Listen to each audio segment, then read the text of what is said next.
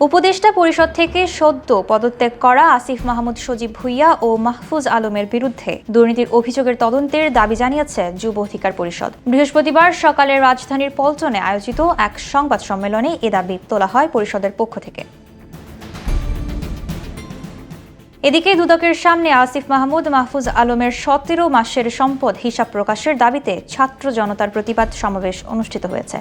সংবাদ সম্মেলনে যুব অধিকার পরিষদের সভাপতি মঞ্জুর মোর্শেদ মামুন বলেন, দুর্নীতির অভিযোগ আমলে না নিয়ে এদের দুজনকে নির্বাচনে অংশগ্রহণ করতে দিলে দুর্নীতি দমন কমিশন ঘেরাও করা হবে। মাহফুজ আলমের পিএস এপিএস দীর্ঘদিন ধরে ক্ষমতার অপব্যবহার করে অনিয়ম ও দুর্নীতির মাধ্যমে অঢেল সম্পদের মালিক হয়েছেন বলেও অভিযোগ করেন তিনি।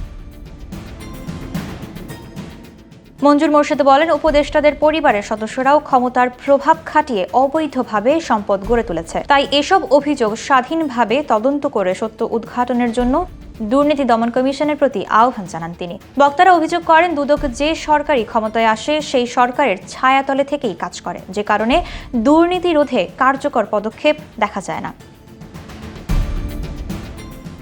এদিকে দুদকের সামনে প্রতিবাদ সমাবেশে সদ্য পদত্যাগ করা দুই উপদেষ্টার অধীনে গত 17 মাসে সংশ্লিষ্ট মন্ত্রণালয়গুলোর দুর্নীতির চিত্র প্রকাশের দাবি করা হয়। এই দুই উপদেষ্টার ব্যক্তিগত সহকারীদের বিরুদ্ধে ওঠা দুর্নীতির অভিযোগে দুদক এখনও নীরব রয়েছে বলেও অভিযোগ করেন বক্তারা। তারা বলেন, দুর্নীতির কারণে এই দুই উপদেষ্টা তাদের প্রার্থিতার যোগ্যতা হারিয়েছেন। তাই যাতে তারা নির্বাচনে অংশ নিতে না পারেন সেজন্য নির্বাচন কমিশন এবং অন্তর্বর্তী সরকারের প্রতি আহ্বান জানান তারা। এছাড়াও বর্তমান দুদক দুর্নীতি দমনে কার্যকর ভূমিকা রাখতে ব্যর্থ হয়েছে বলেও মন্তব্য করেছেন তারা।